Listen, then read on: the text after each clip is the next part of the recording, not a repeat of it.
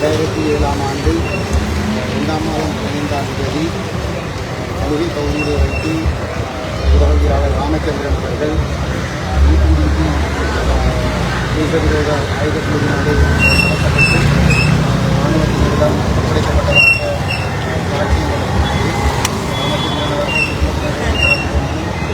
விசாரணைக்காக கல்வி ராணுவமாக கொண்டதான ஆதாரங்களும் இருக்கின்றது.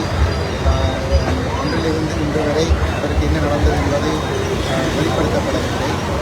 அவர் காணாமல் ஆக்கப்பட்டு 19 ஆண்டுகள் கடந்திருக்கின்றது.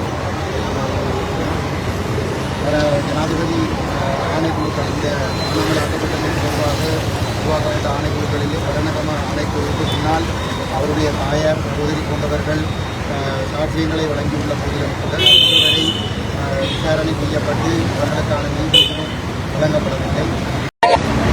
கைது செய்யப்பட்டு நடிகை சந்தியிலே அமைந்திருந்த ராணுவ முகாம்கள் கைது செய்யப்பட்டு பிற்பாடு தடுப்பில் வைக்கப்பட்டு இன்று வரை அந்த ஊடகவியலாளருக்கு ராமச்சந்திரன் ஊடகவியலாளருக்கு என்ன நடந்தது என்பது எந்தவித விசாரணைகளுமின்றி தொடர்ந்து கொண்டிருக்கிறது.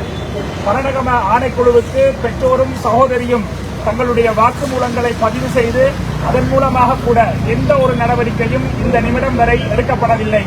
ஸ்ரீலங்கா அரசு காலத்துக்கு காலம் ஒவ்வொரு விதமான ஆணைக்குழுக்களை உருவாக்கி தமிழ் மக்களுக்கு தாங்கள் நீதியை கொடுப்பதற்கு நீதியை வழங்குவதற்கு முயற்சி செய்கிறோம் என்கின்ற ஒரு போலித்தன நாடகத்தை இந்த பரணகம ஆணைக்குழு சாட்சியங்கள் கொடுத்து கூட நீதி கிடைக்கவில்லை என்பது எடுத்துக்காட்டிருக்கிறது.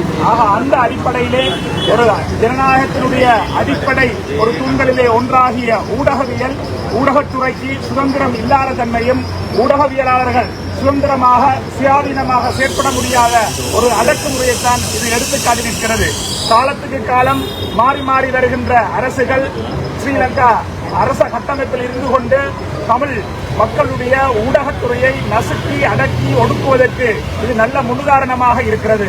அதனால்தான் நாங்கள் மீண்டும் மீண்டும் சர்வதேச நீதியை வலியுறுத்தி நிற்கின்றோம்.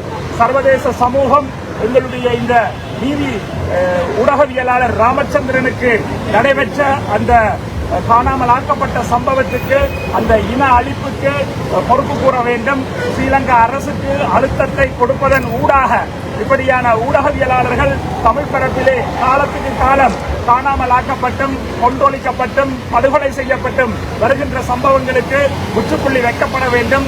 எப்பொழுது தமிழர்களுக்கு தங்களுடைய சுய நிர்ணய உரிமையை தீர்மானிக்கக்கூடிய ஒரு நிரந்தர அரசியல் தீர்வு வழங்கப்படுகிறதோ அப்பொழுதுதான் தமிழர்களை ஆட்சி செய்யக்கூடிய ஒரு நிலை ஏற்படும் பொழுதுதான் ஊடக சுதந்திரம் என்பது முற்றுமுழுதாக உறுதிப்படுத்தப்படும் என்ற அடிப்படையிலே சர்வதேச சமூகம் இதற்காக குரல் கொடுக்க வேண்டும் என்று சொல்லி கொத்துவி தொடக்கம் பொடிகண்டி வரை மக்கள் பேரழிச்சி இயக்கத்தின் சார்பிலே வேண்டி நிற்கின்றோம்.